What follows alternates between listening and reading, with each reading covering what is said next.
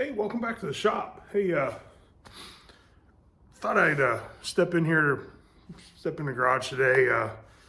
Got some brake work to do on the Bronco. Many of you haven't seen much of the whole thing on one side. This will be a later project, but we're gonna put a new skin on it from this body line down.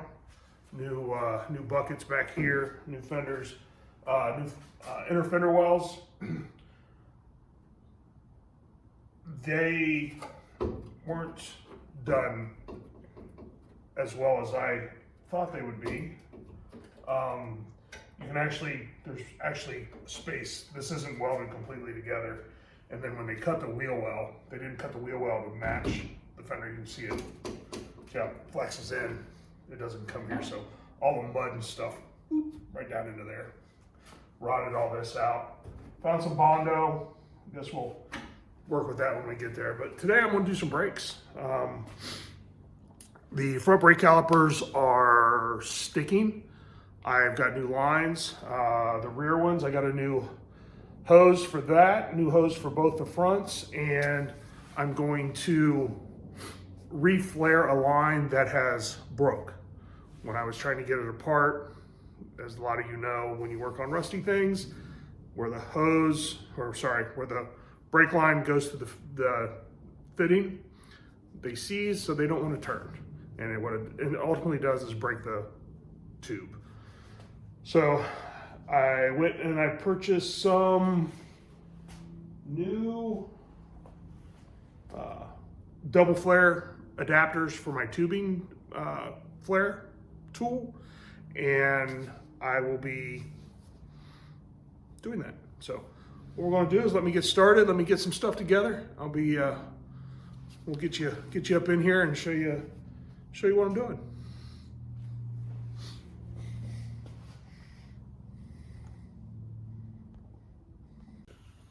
So here we are. Got the new line installed. I need to figure out a different way to install this here. There's supposed to be a spot, I believe it's right there, that this pokes up into, and then this line keeps us secure. I'll fix that here in a little bit. Got to verify that that's where that goes. But here's where the line broke. This one goes over to the right side, passenger side of the vehicle. So to keep the brake fluid from draining completely out of the system, I always keep one of these available. Got a little bit coming out still. I just crushed the end of particularly a 3/16 line with a fitting. That keeps the fluid from coming right on out of there, but it'll drain the whole system all the way back. But that's what I do. I just make sure you make one of these up if you're going to be working on there. Make sure you make one of these up when you're working on brakes. Could be difference between making a really big mess and being pretty clean about it. All right, so your first step is going to be is finding the correct size. This is for a 3/16 line, standard. I've already cut off probably an inch or so of this that broke when I was trying to get that out. As you notice, I took my piece out here. It's starting to leak. Got a bucket underneath here to catch it. Please remember, very first thing, this goes on. All right, I can't use that one. So not being a fresh line, it's not factory straight, so I cannot get this one on there.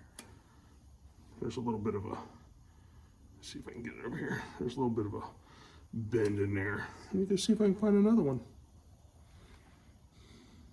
Show you something real quick on the tubing cutters. So got a little tubing cutter, it's a smaller version.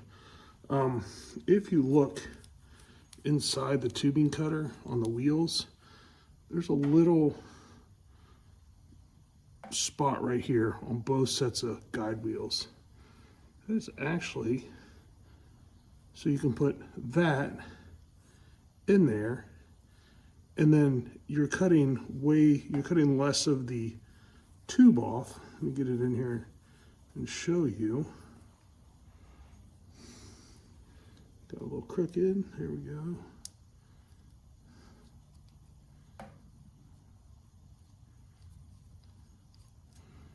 If I can turn it the right direction. There it is. So, if you notice, see how much closer you can get to the bubble fitting, and you'll cut off way less of your line. Now this one of course doesn't matter, but it was easy for me to explain it this way. So yeah, found that out the other day and hey, used it ever since. Okay, let me show you what we got going on here. Got it all set up. So this piece right here is right there. This slides into the tube. This little nub right here slides into the tube, and you can see the little bevel on that. When you take your flair tool and screw it into this, it actually takes that and pulls the tube, or manipulates the tube to flare in. And then once you've done that, you'll take that fitting out, put the tool back in and into the center of the line. And then what that does is if it's like that, it'll take and it'll finish pulling it down. That way you now have a double flare, and when it seats into here, see if I can get around here. You might be able to see how that's got a little, how it sticks out there a little bit. That double flare helps seal against that flare in there.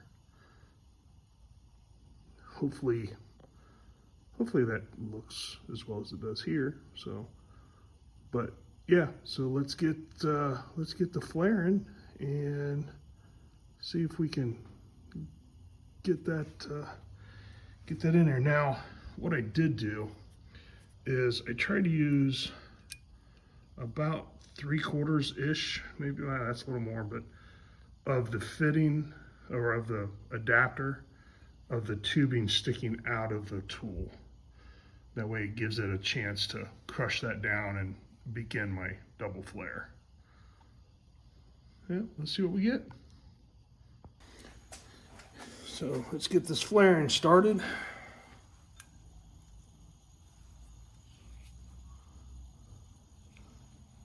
Remember, these two have to be tight. I just broke this one doing this today. These have to be tight so it doesn't push the line out of this side. So you got to make sure these are really snug. I turn these until I can't turn the flare any farther. It's not the easiest. There it is. So now what that's done is just taken the flare, and where that pin goes down through there is taking this and it's kind of bubbled that in. And then we'll stick the pointy end of that flaring tool here, and it'll boop, just make a nice little bubble flare. Let me get this out of here and move around and see if we can. All right, great. Get a look at it. There it is.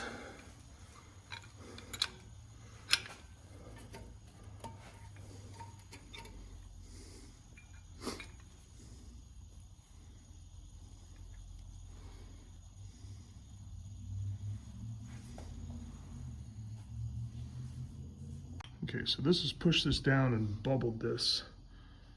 So now what we're going to do is we're going to take this portion of the tool, stick it in the hole here, tighten it down, and again it should take that and fold that on in, and it'll give us our bubble flare. And then we'll go ahead and install it. So I'm gonna go ahead and do that. Let me back you up a little bit. There it is. I'll go ahead and do that, and then get her installed. All right, let's get that flare stuck in there, just like so. There it is. Tighten her down. All right, let's see what happens. If I've done that right, should go ahead and help me double flare that.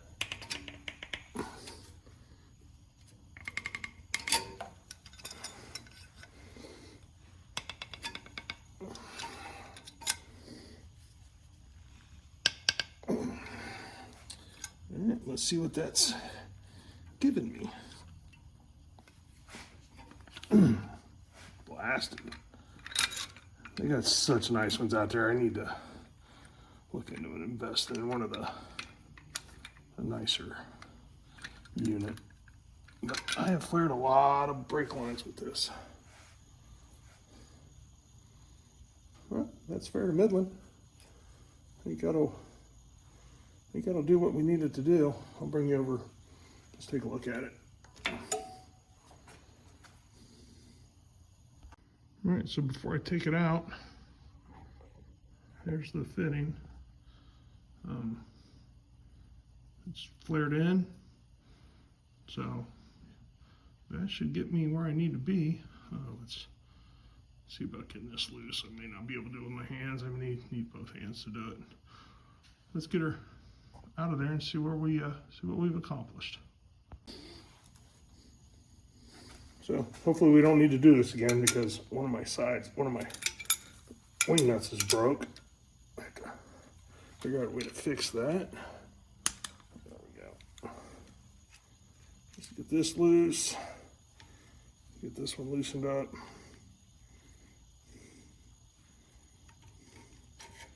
Pull that off. I think we did okay. See, yeah, see the flare on there?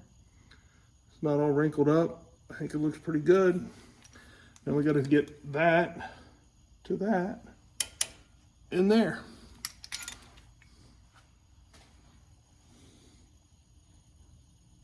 So what I ended up doing, this, see how much shorter I had to cut that?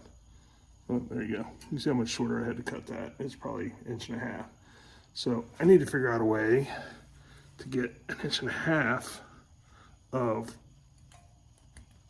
line, to get this line in there.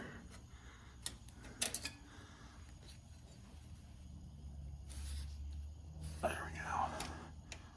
Let's see where that gets me. There we go. Let me lift you up here a little bit so you can see over my arms, hopefully.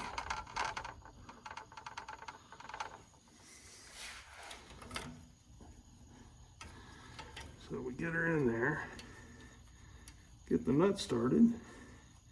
Yep, that's all started. So once that is started, we can get the wrench. This particular one is a 3/8.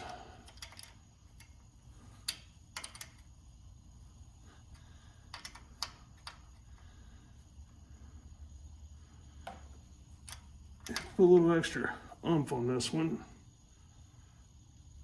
because being a new fitting, a new flare,